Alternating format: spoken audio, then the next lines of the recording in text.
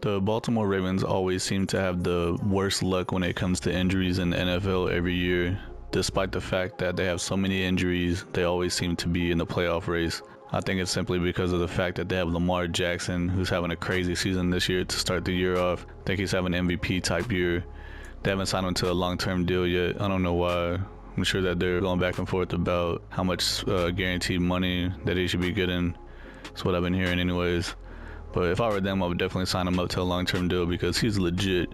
He's a 92 overall superstar X Factor in Madden. We got Tyler Linderbaum, the first-round draft pick that they took for offensive lineman. He's a center. He's going to be starting. He's 75 overall with hidden dev. We got Dobbins and Drake at running back. We got Bateman and Duvernay at wide receiver 1 and 2. We got Ronnie Stanley at left tackle, 90 overall with superstar. This rookie right tackle they drafted, I think he was like a 3rd round pick or 4th round pick. Because of the fact that he's a 69 overall with hidden dev, I'm going to go ahead and start him over top of Moses because Moses is like 31. So I'm going to make that move right now. I'll probably just go ahead and try to trade away Moses because if not, the computer will try to mess up with the depth chart. We got Andrews at tight end. He's one of the best receiving tight ends in the NFL. He's a 96 overall with superstar dev. And then we got Boyle at backup tight end. Defensively, this team already has a bunch of injuries in real life. I did turn on the realistic injuries, so there's a bunch of players that are missing from the lineup right now, and I will show those injured players in a minute. This free safety, Hamilton, they drafted in the 1st round. He's going to be starting 75 overall with hidden dev. They also drafted this defensive tackle, Jones, in the 3rd round. He's going to be starting. He has hidden dev. So they have, I think it's 4 rookies on the team that are going to be starting, and they have hidden dev in Madden, which is insane. We got Calais Campbell at defensive end. He's been a beast in the NFL for many years. He's an 88 overall with superstar dev.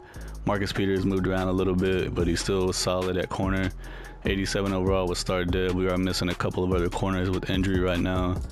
Also missing 2 safeties with injury right now that I'll be showing in a minute. Patrick Queen seems like he could be a legit middle linebacker in the NFL. Still has some proving to do, I guess you could say. And then Justin Houston's been in the NFL for a long time. He's an older guy. He's probably like 35, 36 years old at this point. 33, dang, I thought he was way older than that. So this is what the injury report looks like currently in my franchise right here. I started in the preseason and I simulated to the first week of the regular season. And I guess Marlon Humphrey got injured. So he's going to miss the first week of the season, but he's going to be cornerback 1, 90 overall, 91 overall. And Michael Pierce, he's going to be on injured reserve for the whole season, 16-week injury, so he might come back at the last week or 2 of the season. He's an 88 overall defensive tackle, so he would be starting for us. Obviously, Humphrey will be starting for us. Marcus Williams is an 87 overall. He's on the injured reserve list, but he's only got 1 more week to go before he's coming back from that. And then Kyle Fuller would be another cornerback that we would have, but he's out for 41 weeks. We got Chuck Clark at strong safety. He's out for 1 week. Tyus Bowser is out for 3 weeks. Gus Edwards, another running back. So this team has a bunch of running backs. Jawan Williams at left tackle. He's out for 41 weeks. So yeah, there's a bunch of guys that are injured for a long time. Some of them don't really matter, but there's a lot of them that do matter up here at the top. I'm not going to mess with the playbooks at all because the Baltimore Ravens have built their entire offense around Lamar Jackson and his ability to run and throw and do these RPOs, multiple option, triple option plays. I'm going to leave the defense the same too because they typically have a pretty good defense every year. At the midseason point, we're 5-2, tied for first place in the division with the Browns. The Bengals are 4-3 and the Steelers are 2-5. I'm going to look at players ready to negotiate. We got $74 million in cap space. Obviously, we got to re-sign Lamar Jackson since the Ravens haven't done that in real life. And it looks like we have a couple other players we might be interested in keeping. So let's start with Lamar Jackson. He wants 7 years, $317 million. Let's throw that deal to him and see if he takes it. He's coming back. Look, easy peasy, man. Why are the Ravens making it so difficult? I do want to bring Marcus Peters back, but I'm going to wait till the end of the year because he's over the age of 28. Kyle Fuller, I'm going to wait till the end of the season and see how he does. Justin Houston's probably going to be done with the Ravens, 33 years old, normal dev, 78 overall. Kenyon Drake, probably not bringing him back. Jason Pierre-Paul, he's only 33. I thought he was way older than that. I was looking at the injury report, and there was a few guys I was able to bring back from injured reserve, and then I came to look at the depth chart, and they had Moses starting over this guy, so I forgot to trade Moses away. I'm going to go ahead and try to trade him away right now. Just going to trade him away for this cornerback from the Raiders, Brian Poole, just so we can get Moses out off of the starting position.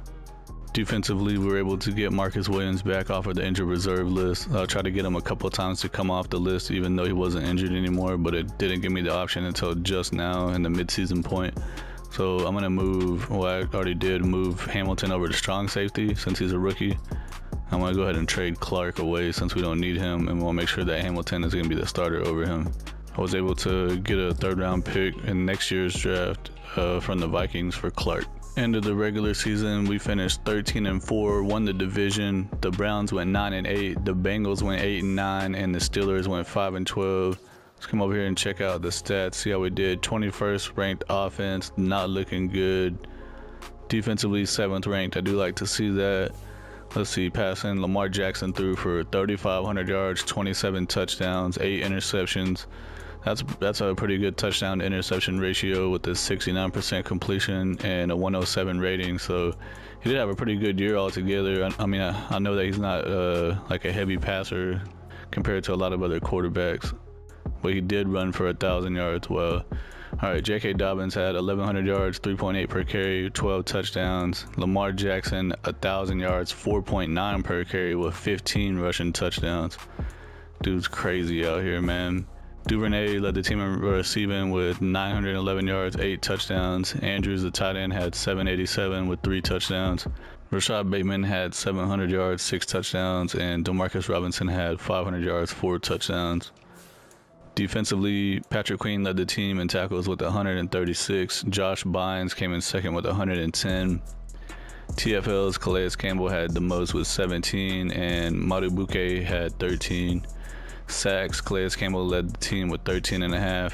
Owe had 6.5. Justin Houston had 5.5. Madubuike had 5. Patrick Queen had 4.5 from the middle linebacker spot. Interceptions, Josh Bynes had 2 along with Humphrey and Seymour. And then Owa had 1, Queen had 1, Poole had 1, Hamilton, the rookie, had 1, and Marcus Peters had 1.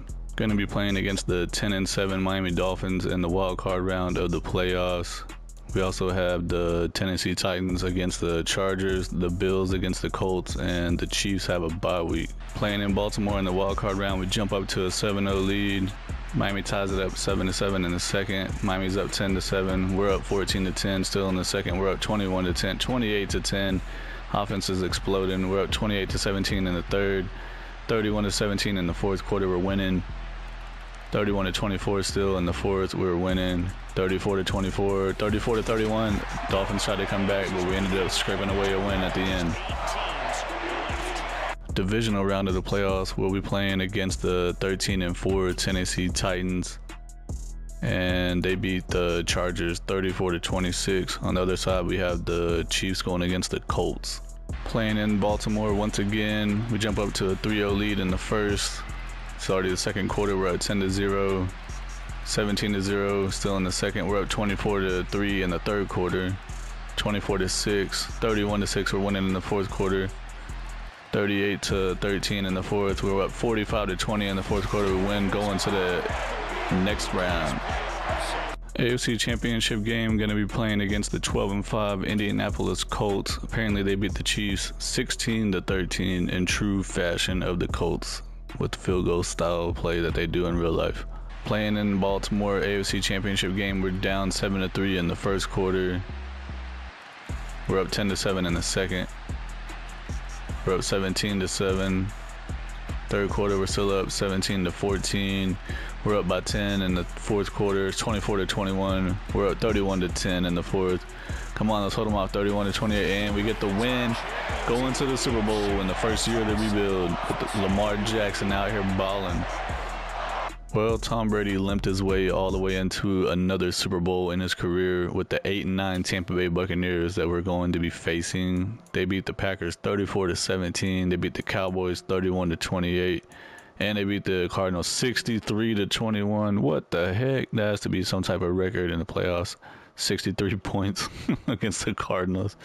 Here we are in the Super Bowl. We dropped to a 7-0 deficit in the first. We tied up 7-7. It's the second quarter. We're down 14-7. We tied up 14-14 in the third. We're up 17-14 in the third quarter. We're up 20-14 in the fourth. Are we going to hold them off for the win? We won the game. We got the Super Bowl championship in the first season. The Baltimore Ravens, your Super Bowl champions. For the victors, getting to hoist that Lombardi trophy. You know, we've talked to guys that have done it, and they say there's no better feeling in sports. I don't know how there can be. The journey to get to this game is incredible. And then to finally break through and win it when all eyes are on this game alone because there's nothing else going on, that's just got to be absolutely amazing. The task, incredible. The accomplishment, forever.